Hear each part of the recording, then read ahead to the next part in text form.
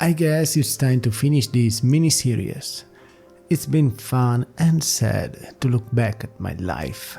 Ciao everybody, I'm your big bro Kanetsu. Yo! And welcome back to Monologue First Day. This is the conclusion of my life recap. Be sure to check out previous episodes. You can find the link up here or in the description. We don't really have much left to talk, because as I was getting older I started to isolate myself more. With rejection upon rejection, I just lost the motivation of going out. My friends were getting settled and there wasn't room for me anymore. I guess that life just goes on and I didn't really have any aspiration. Then BlazBlue comes out. The wheel of fate is turning.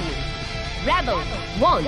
Action! It's a 2D fighting game and I really like those games. So I start to become part of the community and I go play in a tournament for the first time. It was in Milan, it wasn't just a one-time thing, but more like a championship, I guess. And it was pretty good. Then there was going to be an event in another location and I was supposed to drive there. And right after I'm out of town, I get a flat tire.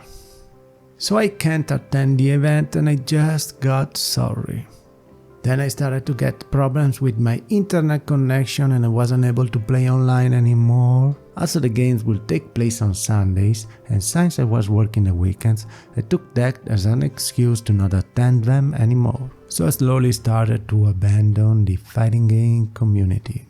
And I guess I was at the peak of my depression by then.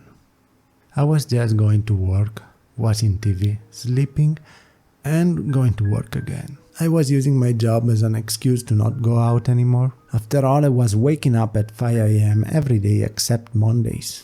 And that's even during the holidays, especially during the holidays since I was doing double shift. But after some years, one of my friends got married, so they asked me to make them a video montage for the after party. I already did that for another wedding. It was a tradition of some sort, and this helps me to go out again. I start to become close with another guys that's always been part of our friend group, since we are the only one without a partner. And we hang out almost every day, we get pretty close. He is friends with a group from another town and they are about to go on vacation on Spain. They ask us if we can join and so we all go together. It's a really nice vacation and we have a lot of fun. Especially because there's a girl with them that's really funny. We get back home and I start to think that I might like someone. Then my friend makes a girlfriend and he stops to hang out with me altogether. I get pretty pissed. Then I think I'm in love with this girl. And I am pretty mad at my friend at the same time. So I just isolate myself again. Even my body was in pain. It was like I had a knot in my throat. And thinking back, I don't know if I had a crush on the girl or if I had feelings for my friend. It's so confusing. And I'm starting to think that I've never understood my feeling, I guess. Maybe that's because I've never talked about this stuff with anyone. I think I knew how things worked when I don't really know anything. I just thought that people get together. End of story. But I'm very naive about relationships, or I'm just hopeless. Anyway, after getting depressed about the last rejection, I start to make YouTube videos. And all the rest is history, I guess.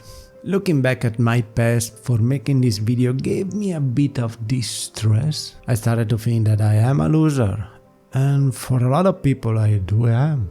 It's not the first time I think like that. Actually, one time I told one of my friends and he didn't know how to help me, I guess. But probably we are too much focused on wanting the life of our dreams than trying living the one we have. I still have much to do. I might have spent 30 years doing nothing, but it's not all over.